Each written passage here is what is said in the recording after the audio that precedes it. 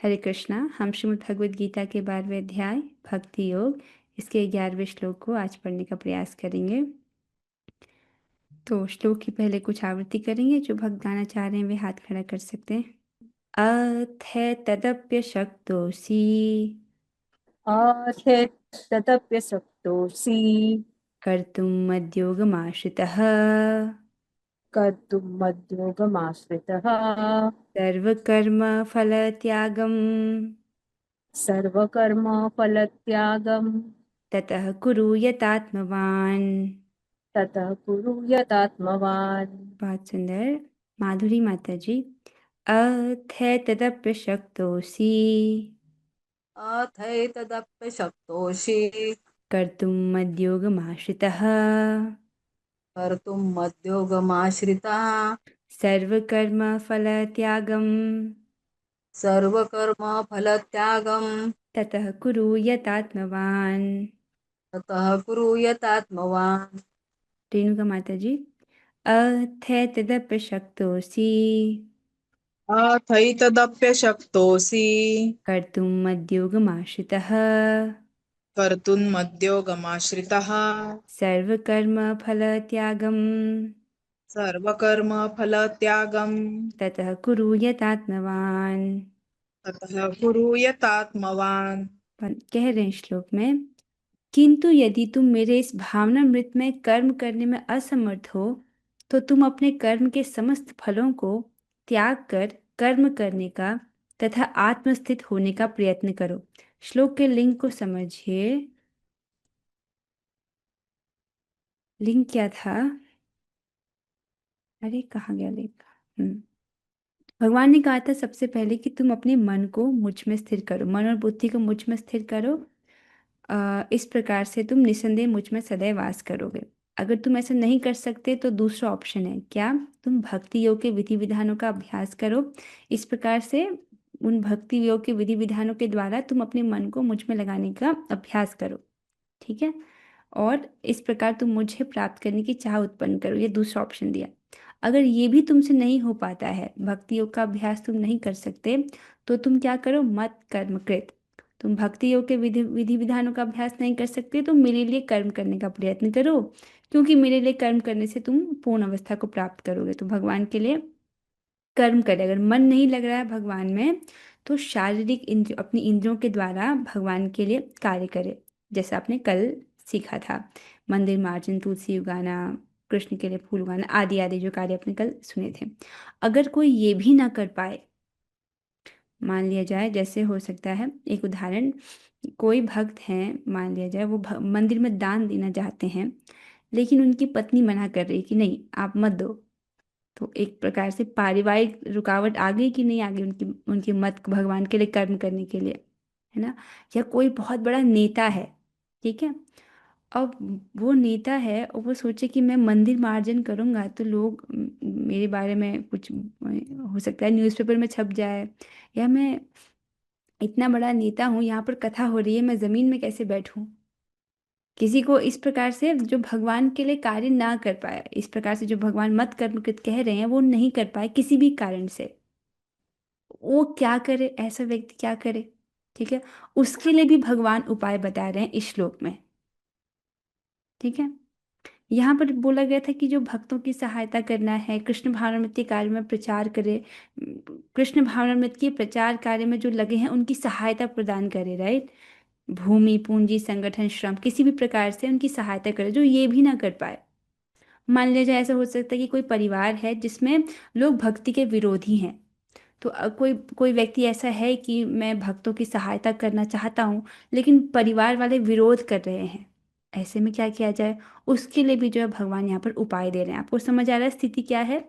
कि कोई मत कर्म कृत भगवान के लिए कर्म भी नहीं कर पाए तो उसको उसके लिए भगवान क्या, उसको क्या करना चाहिए वो भगवान बता रहे हैं। ठीक है। तो हमको तो ये करने की जरूरत नहीं है, बस आप सुन लीजिए ऐसे, क्योंकि आप मत कर्म कृत तो कर ही पा रहे हो, अर्थात हम कम से कम दो पर तो हैं, भक्ति योग का विधि विधानों का अभ्यास, उसमें तो कोई दिक्कत नहीं है। और परिवार की ओर से ऐसा भी कोई रुकावट नहीं हो रहा है कि आपको भक्ति करना ना दिया जाए, वरना आप क्लास में कैसे आते? है ना? तो हम नंबर दो पर तो हैं, लेकिन चौथा ऑप्शन भी समझ रहे हैं। ठीक है, तो भगवान आज चौथा ऑप्शन बता रहे हैं। क्या कह रहे हैं कि यदि तुम मेरे इस भावनामृत में कर्म करने में असमर्थ हो, मेरे लिए कर्म करने में असमर्थ हो, तो तुम अपने कर्म के समस्त फलों को त्याग कर कर्म करने का तथा आत्मस्थित होने का प्रयत्न करो।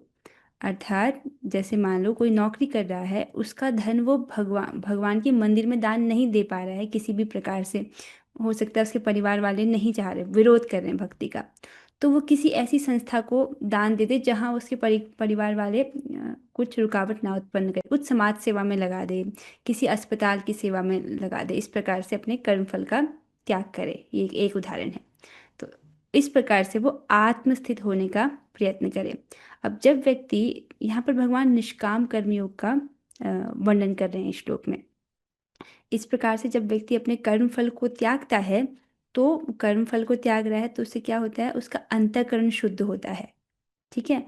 इस प्रकार ऐसे करते करते उसका मन निर्मल होता है और फिर वो कृष्ण भावनामृत को समझ पाएगा।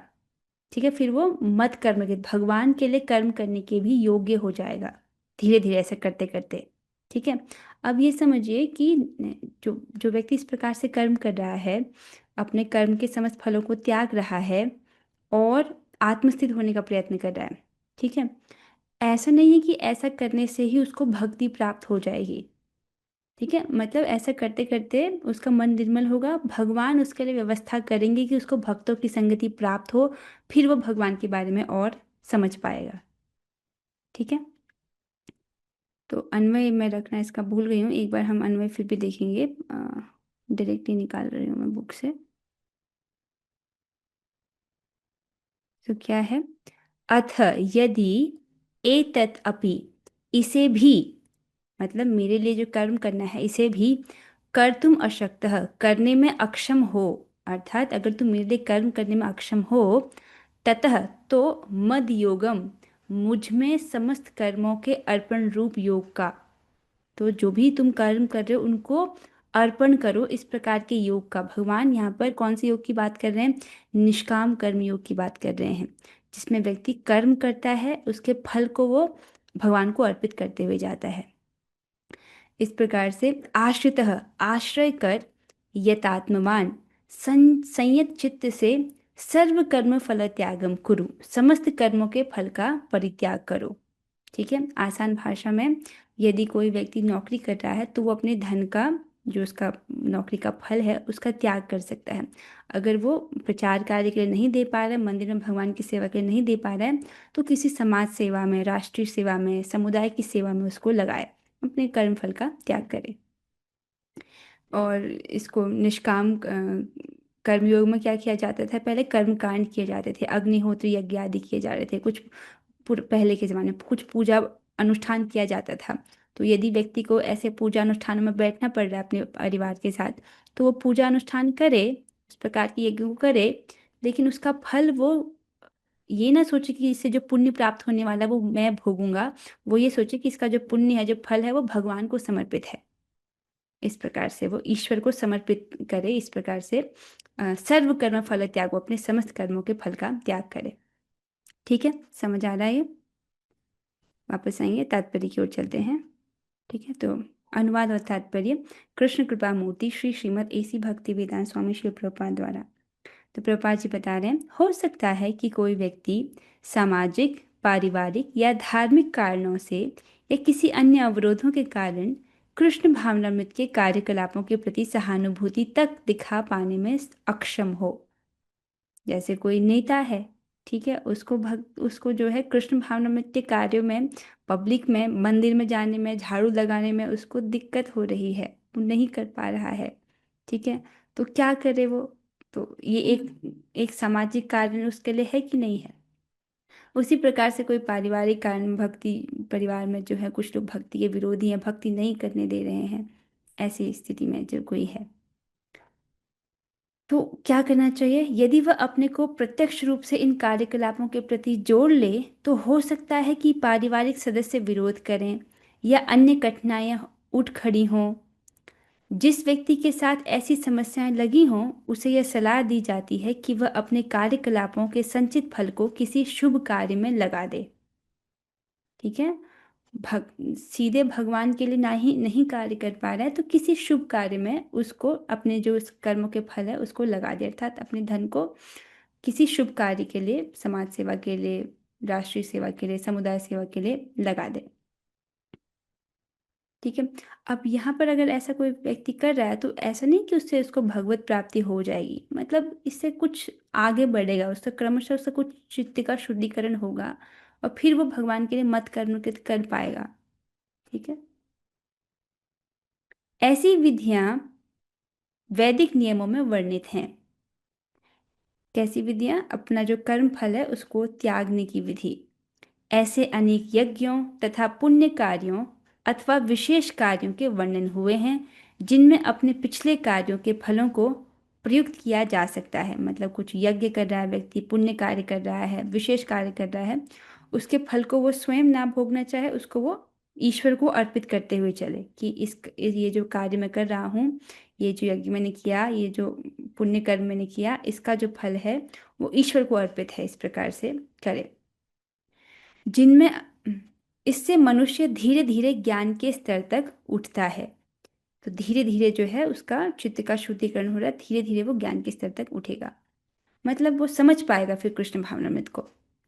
ऐसा भी पाया गया है कि कृष्ण भावनामृत के कार्यकलापों में रुचि न रहने पर भी जब मनुष्य किसी अस्पताल या किसी सामाजिक संस्था को दान देता है तो वह अपने कार्यकलाप की गाढ़ी कमाई का परित्याग करता है। तो यहाँ पर एक उदाहरण दिया गया कि कैसे इस प्रकार से कर्म फल का त्याग किया जाए।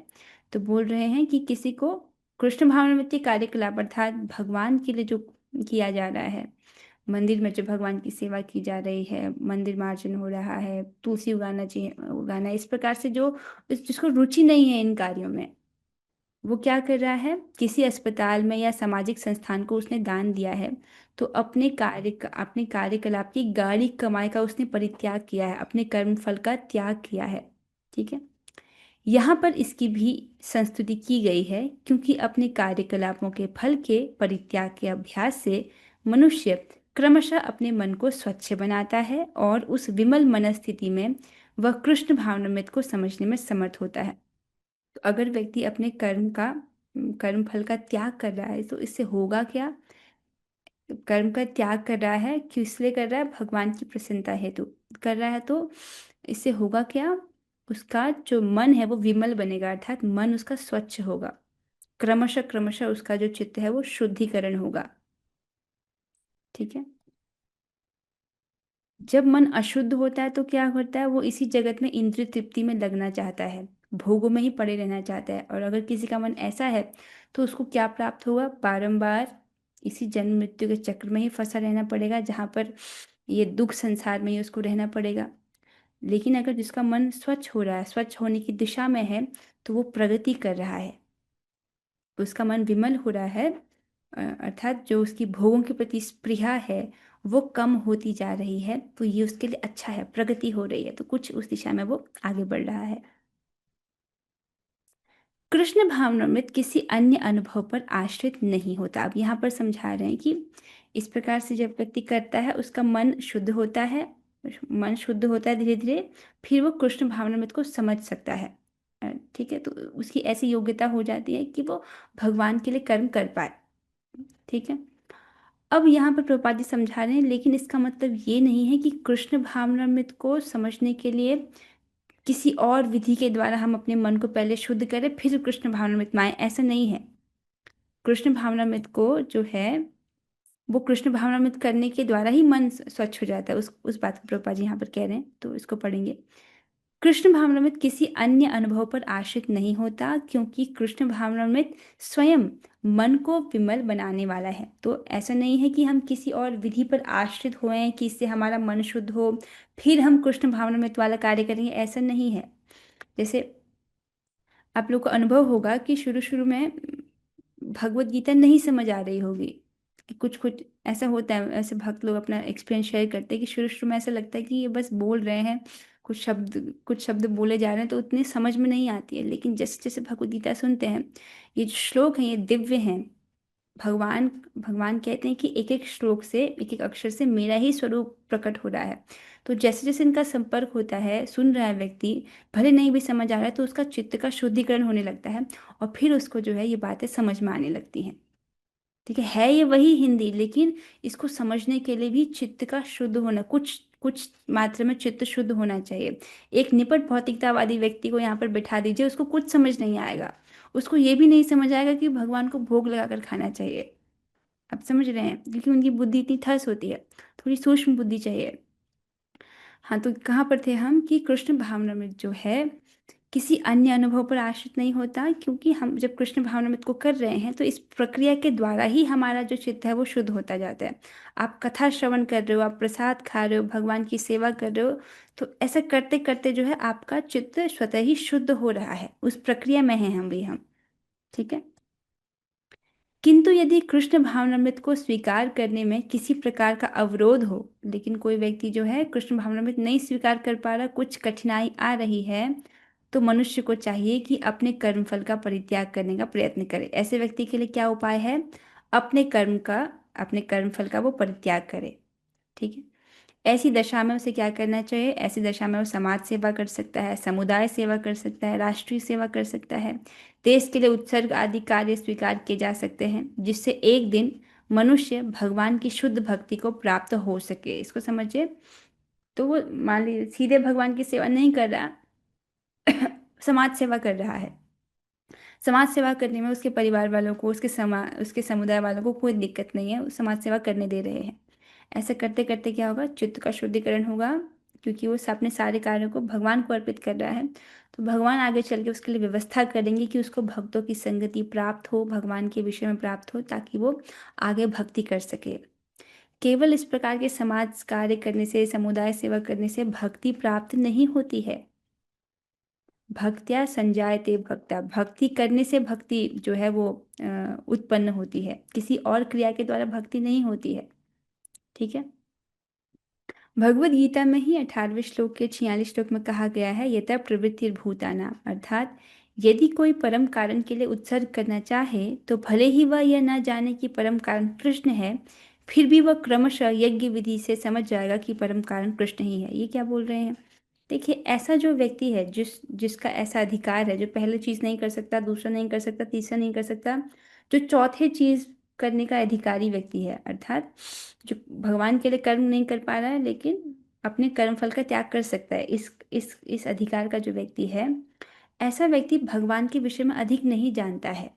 ठीक है। उसको पता नहीं कि कृष्ण भगवान है, बस वो जानते कि हाँ कोई ईश्वर है और मैं अपना कर्म कर रहा हूँ, इसका फल उसको अर्पित है। ठीक है, मैंने ये पुण्य कर्म किया, इसका पुण्य मुझे नहीं भोगना, इस पुण्य का जो फल है वो मैं चाहता हूँ कि ईश्वर को अर्पित है, इस प्रकार से वो कर रहा है। ठीक है। तो ऐसा भी करेगा तो क्या होगा, क्रमशः मतलब धीरे धीरे, धीरे धीरे जो है यज्ञ विधि से समझ जाएगा कि परम कारण कृष्ण ही है। तो धीरे धीरे वो समझेगा कि जिस ईश्वर को मैं समर्पित कर रहा हूँ, या जिस परमेश्वर परमात्मा को मैं समर्पित कर रहा हूँ, वो कौन है, वो भगवान कृष्ण है। ठीक है। तो ऐसा जो व्यक्ति है उसको भगवान के विषय में अधिक नहीं पता है, लेकिन आपको तो पता है। तो हमको ये विधि करनी नहीं है, बस है इसीलिए हम इसको जान रहे हैं कि तो भगवान सभी के लिए कुछ ना कुछ बता रहे हैं कि ऐसा ना हो कि कोई छूट जाए। ठीक है। जो भगवान के लिए नहीं कर पाया उसके लिए भी एक भगवान ने तरीका बताया है। अब एक बार आप जो है इन जो भगवान ने भगवत प्राप्ति का तरीका बताया उसको सुनिए, ये बहुत आवश्यक है। प्रक्रिया क्या है कि सबसे पहले भगवान ने आदेश दिया है कि अपने मन और बुद्धि को तुम मुझ में लगाओ। इस प्रकार से क्या होगा कि इस देह त्याग करने के बाद तुम मेरे समीप ही निवास करोगे, इस प्रकार से भगवान ने आश्वासन दिया है। और इससे क्या होगा, भगवान कहते हैं जिसका मन, जिसका चित्त मुझ में ही आवेशित है, भवामि ना चिरात पार्थम, अधिक समय नहीं लगता है, मैं ही जो है गरुड़ के स्कंद पर आरूढ़ होकर के अपने ऐसे भक्त को लेने आता हूँ। ठीक है। तो ऐसे भक्त के लिए मृत्यु से कोई भय नहीं है। क्यों, क्योंकि मृत्यु मतलब स्वयं भगवान उसको धाम ले जाने आएंगे। ठीक है। तो सबसे अच्छा उपाय क्या बोला भगवान ने, अपने मन और बुद्धि को मुझ में लगाओ, जिसमें आपने क्या सुना था, मन मतलब संकल्प और विकल्पात्मक मत। मन का काम होता है कुछ संकल्प करे कि मैं ये करूंगा, और विकल्पात्मक ये नहीं करूंगा। ऐसी जो मन है इसको भगवान की सेवा में लगाओ, मतलब जो मेरे भक्ति के लिए अच्छा है वो मुझे करना है, और जो मेरी भक्ति के लिए अच्छा नहीं है उसे नहीं करना है। ठीक है। इसमें आपको बहुत सूक्ष्म होना पड़ेगा, चाहे वो प्रसाद में हो, अर्चा वगैरह की सेवा में हो, अपनी दिनचर्या में, कार्यकलापों में चीज़ें हो, या यहाँ तक कि जब आप फ़ोन चला रहे हो, यूट्यूब चला रहे हो, उसमें भी हो। जो चीज़ें भगवान से संबंधित है उनको ग्रहण करना है। ठीक है, इस प्रकार से। तो ये है मन को इस प्रकार से नियोजित करना, और बुद्धि को भगवान ने कहा था मनन करो, मेरे विषय में मनन करो, जिसमें कहा गया था कि आप गीता भागवत के श्लोकों में मनन करो। ठीक है। तो ये इसका अभ्यास किया जा सकता है। जैसे आप भगवद गीता के श्लोकों को सुन रहे हो, समझ रहे हो, इसका मतलब आप में मनन करने की शक्ति है। लेकिन हर कोई मनन नहीं कर पाता है। मनन करना अर्थात श्लोक में क्या बोला गया है उसको वाकई में समझना, उस पर विचार करना। ठीक है। फिर फिर बोला गया कि भगवान कहते हैं कि अगर तुमसे ऑप्शन वन नहीं हो पा रहा, अपने मन और बुद्धि को मुझ में नहीं लगा पा रहे हो, तो तुम क्या करो? तो तुम भक्ति योग के विधि विधानों का अभ्यास करो। अब भक्ति योग में इस प्रकार से विधि विधान बनाए गए हैं कि व्यक्ति मनसा, वाचा, कर्मणा, तीनों प्रकार से अपने मन से, वाणी से, कर्म से भगवान की सेवा करना सीखे। ठीक है। जो व्यक्ति संन्यास ग्रहण करता है, जिसको संन्यास प्राप्ति की योग्यता है, उसकी क्या योग्यता है? यही कि वो अपने तन से, मन से, वाणी से एकमात्र भगवान की सेवा करता है। ठीक है। तो इस प्रकार से भक्ति योग के विधि विधान है, जिसमें बारंबार अभ्यास किया जाता है अपने मन को भगवान में लगाने का। जैसे अभी हम भगवत गीता सुन रहे हैं, तो ये शुद्ध भक्ति का अंग है। अब इसमें आपका मन भगवान में ही लगा है, क्योंकि आप भगवान की बात समझ रहे हो, सुन रहे हो, आपको समझ आ रहा है, इसका मतलब मन यहीं पर लगा हुआ है। ठीक है। तो इसमें बार बार अभ्यास किया जाता है मन को भगवान में लगाने का। तो अब फिर भगवान कहते हैं अगर ये भी तुमसे नहीं हो पाए, भक्तियों का अभ्यास नहीं तुम कर पाओ, तो तुम क्या करो?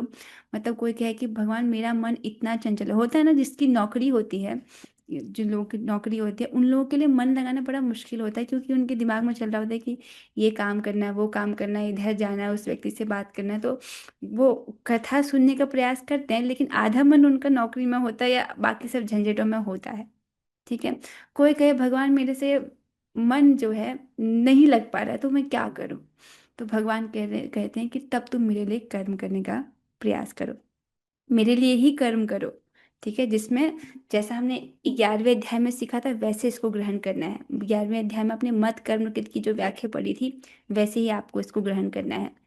तो जिसमें जैसे आता है मनसा वाचा कर्मणा, मन से, वाणी से और अपने इंद्रियों से कर्म करना है, तो अपने शरीर से कर्म करना।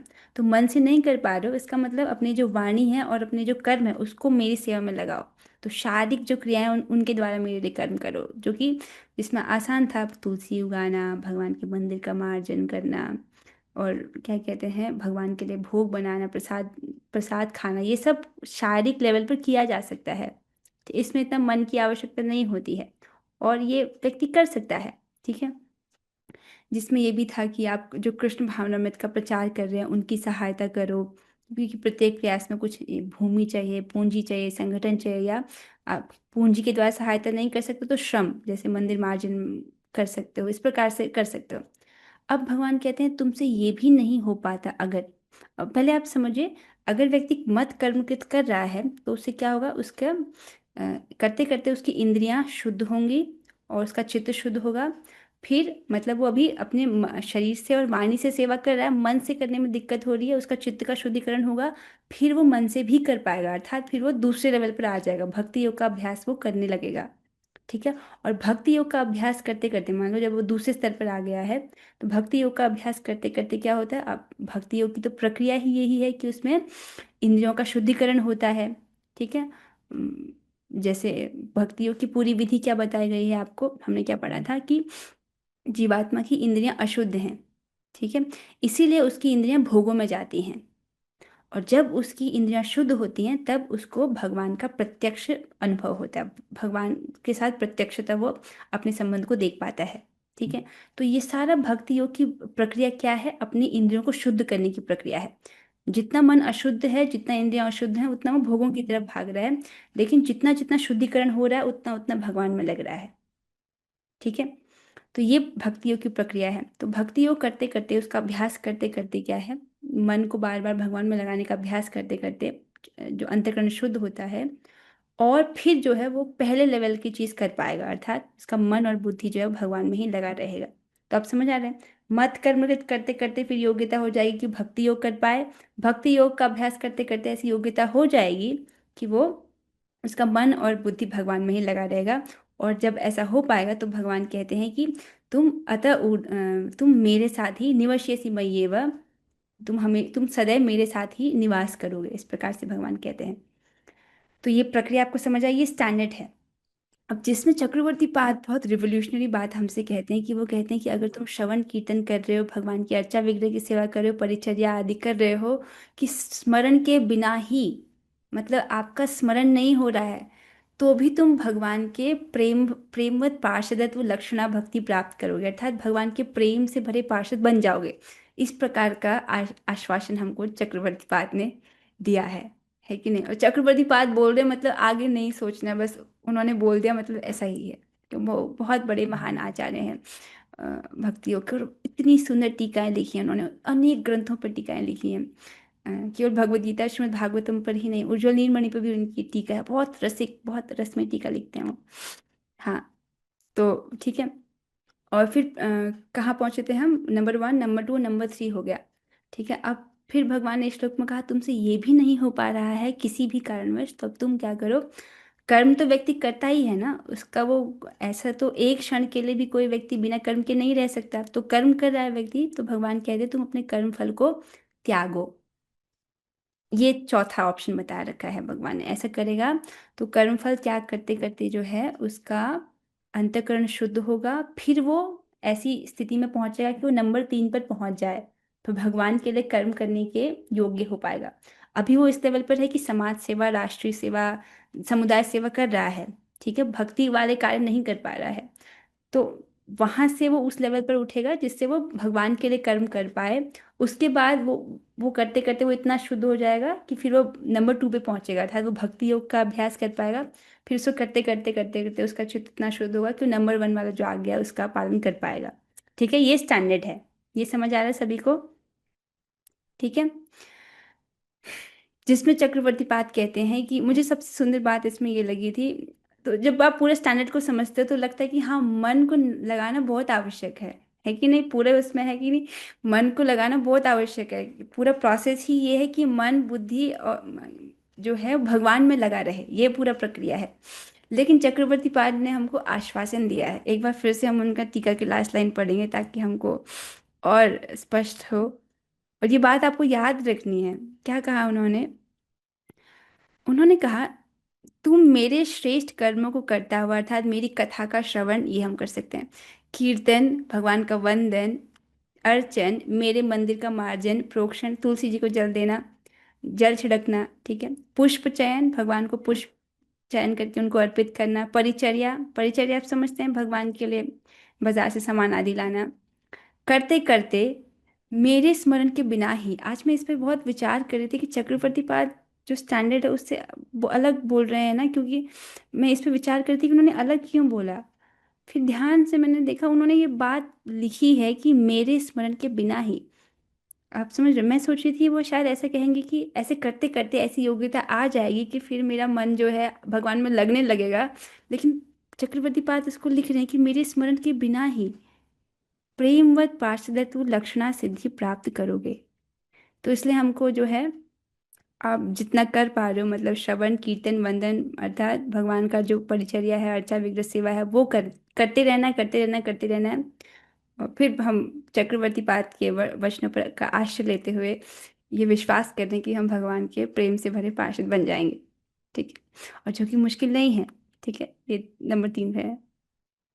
चलो, क्या आप सबको ये बात समझ आई है कि पूरा भगवत प्राप्ति का प्रोसीजर क्या है? ठीक है, अब आपको याद रहेगा ये। सो जिस चीज़ को बात समझ आ गई है वो थोड़ा मुझे रिएक्शन दीजिएगा, आप लाइक का बटन दबा सकते हैं ताकि मुझे समझ आए कि आपको समझ आ गया है। हम्म, ठीक है, बहुत अच्छे।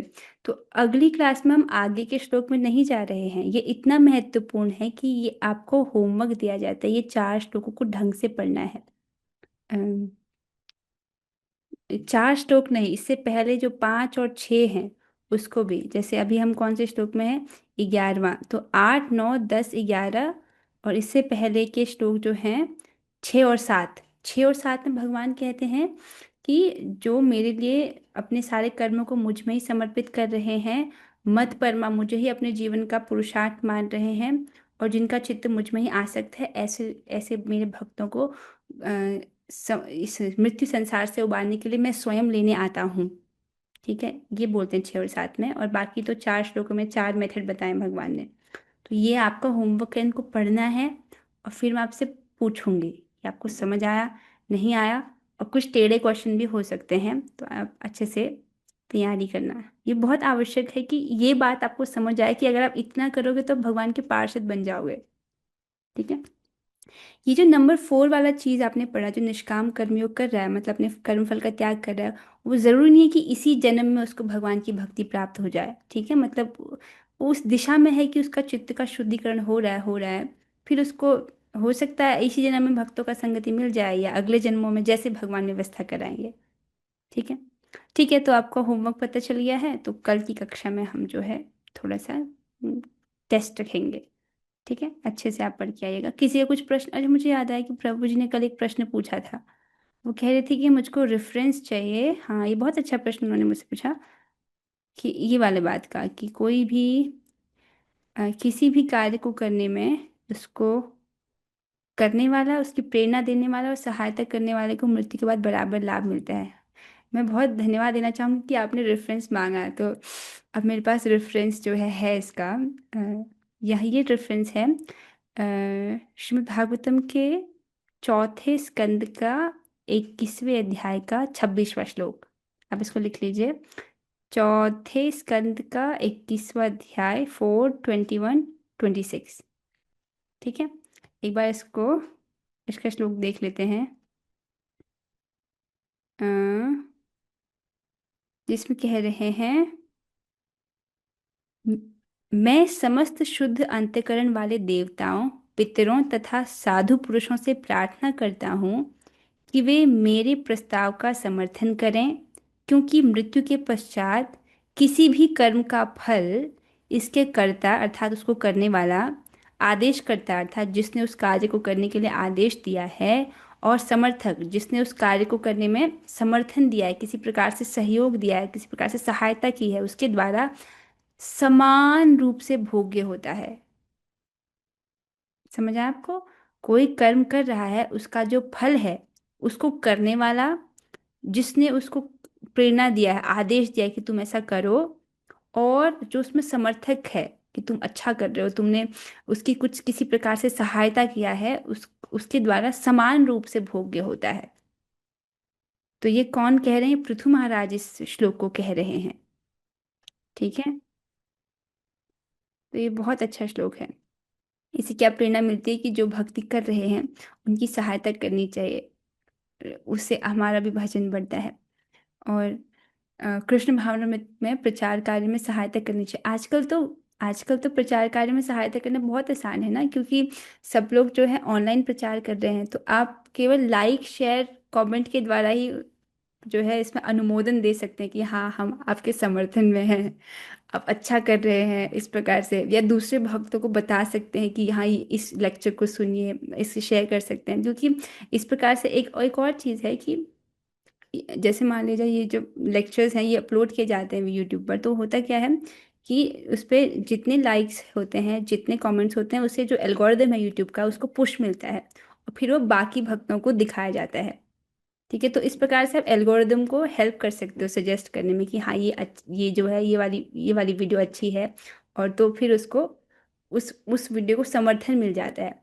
तो इस प्रकार से अगले भक्त तक उस वीडियो को पहुंचाने में आपका सहयोग हुआ कि नहीं हुआ, अगले उसमें आपका सहयोग आया कि नहीं आया। तो इस प्रकार से अब तो प्रचार कार्य में सहायता करना बहुत आसान है ना।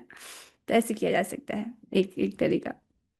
ठीक है, इसके साथ हम आज हुई चर्चा को यहाँ विश्राम देंगे। किसी का कुछ प्रश्न हो ये चारों मेथड्स में से किसी भी चीज़ में, तो वो पूछ सकते हैं, या कल भी पूछ सकते हो आप। तो कल आपका पूरा समय अच्छे से सोच लीजिएगा, कुछ क्वेश्चंस हो तो वो भी देख लीजिएगा। ठीक है, अब हम 3 बार हरे कृष्ण महामंत्र करेंगे।